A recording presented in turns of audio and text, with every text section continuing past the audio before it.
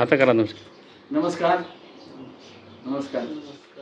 आज आपण काकूंना भेटायला आलो किंवा काकूंना भेटायला आलो तर त्यांना आपल्या ह्या क्रिस्टल सेलचा काय फरक पडला किंवा काय त्याचा रिझल्ट आला आपण काकूंकडनं जाणून घेऊ.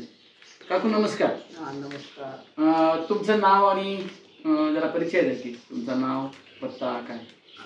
माझं नाव सरस्वती शिवप्पा फनसुरे, राहणार विष्णुपुरी. आणि अजून काय सोलापूर. हां, राहणार विष्णुपुरी, जुळे सोलापूर. जुळे सोलापूर. ओके. आता काकू तुम्ही हे जे क्रिस्टल सेल वापरला ते तुम्ही वापरलं ना? हो, वापरलं. आता तुम्ही मला वाटतं 3 पाकिटं पूर्ण झाली. 3 पाकिट माझे पूर्ण झाले. हो. आता हे दुसरं चालू झालंय म्हणजे दुसरं 3 पाकिट तुम्ही आता घेतलं बरोबर. हो. तर ह्याचा तुम्हाला काय फायदा झाला. मला पहिलं मी औषध घेत होते पण ते संथ गोगलगाईच्या गतीनं त्याचा इफेक्ट जाणवत होता. बर. आणि आता हे घेतल्यानंतर अगदी ती कासवाची गती कशी फास्ट असते ससा आणि कासवामध्ये, तसं कासवाची गतीनं पहिली रिझल्ट होता. आता सशाच्या गतीनं फास्ट एकदम मला परिणाम जाणवला आणि एकदम माझं कमी व्हायला लागलं. त्याच्यामुळे मी फार खुशी आहे. तुम्हाला त्रास काय होता. मला त्रास म्हणजे मला तोंडाचा आजार आहे. बर बर. तोंडाचा आजार आता 15 ऑक्टोबर 2020 सालापासून माझी ट्रीटमेंट चालू आहे. बर बर बर बर बर. 2020 पासून. 2020 सालापासून. अच्छा. मग ते तोंडाचा आजार आहे म्हणून मी ट्रीटमेंट करत आले. मग ते बरेच औषध उपचार केले तरी माझी ट्रीटमेंट म्हणजे अश्विनी हॉस्पिटल पटवर्धन मॅडम कडे, दंतरोग चिकित्सक स्पेशालिस्ट डॉक्टर, मग त्यांच्याकडे माझी ट्रीटमेंट चालू होती. किती औषध गोळ्या घेतलं लवकर फरक पडला. मग त्या मॅडमना माझ्या आजाराबद्दल थोडा डाऊट आला. त्यांनी म्हणले आपण तुमचं ब्लड चेक करून बघूयात.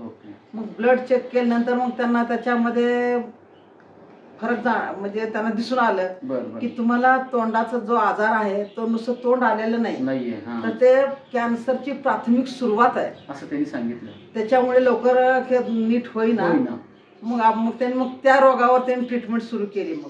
मग त्या रोगावर ट्रीटमेंट सुरू केली तरी पण ते फार अगदी कासवाच्या गतीनं संथ गतीनं हळूहळू ते कमी व्हायला लागले. मग आता तुम्ही कसं काय योगायोगाने आमच्या घरी आलात, योगायोगाने अगदी ते भगवंतानी देवदूत दिल्यासारखं झालं आणि फास्ट गतीनं माझं हा आजार एकदम कमी व्हायला लागला आणि माझा आनंद द्विगुणित झाला. मी पहिला 3 पाकिटाचा कोर्स पूर्ण करून आणखी लवकर कमी व्हावं म्हणून मी आणखी 3 पाकिट घेतले आणि आता पुढच्या वेळेला तर माझा पूर्ण ठणठणीतच नीट होईल. आता मला हे सांगा काकू, हे खरंच तुम्ही वापरताय. हो रोज. तर तुम्ही आपल्या दर्शकांना काय सांगाल. ह्या क्रिस्टल सेल जे आहे फायटोसायन्सचं जे क्रिस्टल सेल आहे त्याच्याबद्दल तुम्ही लोकांना काय सांगाल. आता ह्याच्याने सांगेल म्हणजे आता आपण दवाखान्यात औषध गोळ्या घेतो त्याच्याने अति प्रमाणात औषध गोळ्या खातात उष्णता भडकती आणि गोळ्याचा साईड इफेक्ट सुद्धा होऊ शकतो. तसं हे काय आयुर्वेदिक आहे, साईड इफेक्ट काही नाही आणि फास्ट गतीनं ह्याचा फरक पडतो ह्याच्याने आणि त्याच्यामुळे मला हे फार आवडलेलं आहे. धन्यवाद. फार आवडलं म्हणजे हा फक्त एकाच आजार मारत नाही. मेन सांगायचं म्हणजे मला खरं सांगायचं म्हणजे मला माझ्या अंगाला मुंग्या येत होत्या. अच्छा. बधीरपणा होता. मग त्याच्यामुळं ते B12च्या गोळ्या पण खाल्ल्या मी, दुनियाचं काय काय केले आणि ह्याच्याने मात्र ते कुठं गडप झालं ते सगळं खलास आजारच खालास झाला. तो मुंग्या येणं नष्ट झालं. म्हणजे फक्त एकच आजार माझ्या तोंडाचा नीट झाला नाही तरी असे बाकीचे सुद्धा जे काय सुप्त आजार होते ते पण आपोआप नीट होत गेले आणि जेवायला व्यवस्थित येऊ लागलं. प्रसन्न मनाने जेवण.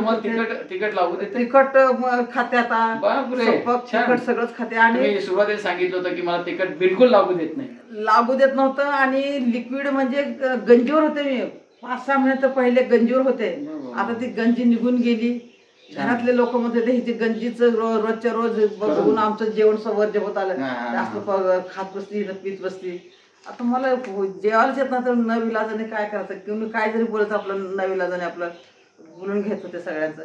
आता काय आता तुमच्यासारखं मी जेवायला तंदुरुस्त झाले. श्रीराम सरांनी हे तुमच्याकडे दिलं, त्यामुळं हे श्रीराम सरांनी अचानक कसं माझ्या घरी होती, भगवंतानी देवदूत माझ्या घरी पाठवून दिला. भगवंतानी देवदूत, भगवंताकडून येणारा दूत म्हणजे देवदूत. आणि माझा आजार ठणठणीत नीट केला. माझ्या त्यांना कुणाला माहित नाही, काय नाही, अचानक माझ्या घरी येतात, काय तो नीट होतोय काय आजार, ही भगवंताची किमया आहे. मी भगवंताचंच कार्य पण करते. माझ्या हातून भगवंताचं नामस्मरण वगैरे चालूच असतं.